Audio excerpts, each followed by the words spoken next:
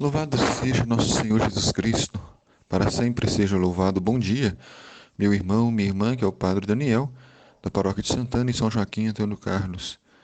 Hoje é dia 29 de dezembro, sexta-feira. A igreja nos convida a meditar o Evangelho de São Lucas, no capítulo 2, versículos de 22 a 35. Quando se completaram os dias para a purificação da mãe e do filho, conforme a lei de Moisés, Maria e José levaram Jesus a Jerusalém, a fim de apresentá-lo ao Senhor. Jesus viveu numa família humana e eles cumpriram as leis do Senhor, os mandamentos do Senhor, conforme a sua fé, a cultura, o contexto em que viviam. Não queriam privilégios. A família de Nazaré nunca buscou privilégios, nunca buscou conforto, nunca buscou desobedecer às leis por serem agraciados, por serem os pais do Salvador. Aqui nós observamos a humildade de quem dá o exemplo, a humildade de quem segue as leis de Deus, de quem segue as leis do Senhor. E foram então apresentá-lo ao Senhor. Maria Santíssima é aquela que é a serva do Senhor, que fez em tudo a vontade de Deus. E conforme está escrito na lei do Senhor, todo primogênito do sexo masculino deve ser consagrado ao Senhor. Foram também oferecer o sacrifício, um par de rolas e 2 pombinhos, como está ordenado na lei do Senhor. O sacrifício que ofereceram era o sacrifício dos pobres.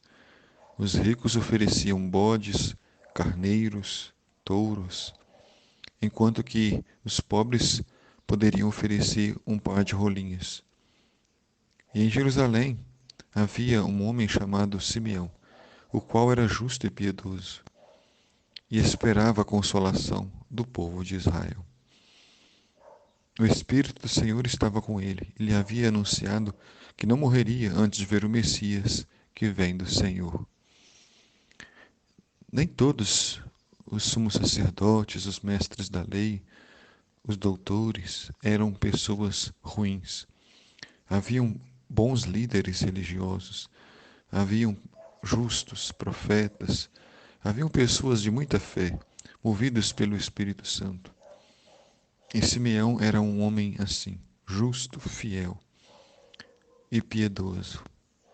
E não desistia de esperar em Deus, mesmo sendo idoso, mesmo a esperança parecendo morrer. Movido pelo Espírito Santo, Simeão veio ao templo, quando os pais trouxeram o menino Jesus para cumprir o que a lei ordenava. Simeão tomou o menino nos braços e disse: Agora, Senhor, conforme a tua promessa, podes deixar o teu servo partir em paz, porque meus olhos viram a tua salvação.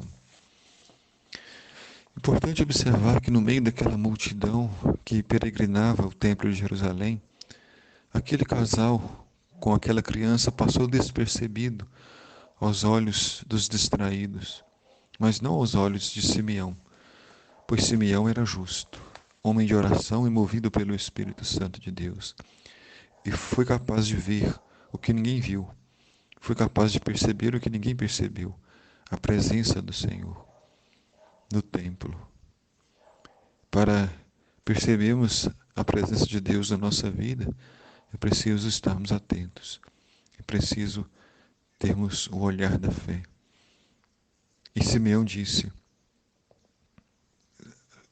Tua salvação que preparastes diante dos povos, luz para iluminar as nações e glória do seu povo Israel. Então Simeão declara que Jesus é o Salvador, ele é a luz, ele é a glória. Como pode um menino pobre, frágil e indefeso ser tudo isso? É porque os mistérios de Deus são assim. Deus se utiliza daquilo que é pequeno, pobre, daquilo que é frágil, para confundir os grandes, os poderosos. O pai e a mãe de Jesus estavam admirados com o que se dizia a respeito dele. Simeão os abençoou e disse a Maria, mãe de Jesus: esse menino vai ser causa tanto de queda como de reerguimento para muitos em Israel. Ele vai ser um sinal de contradição. Assim serão revelados os pensamentos de muitos corações.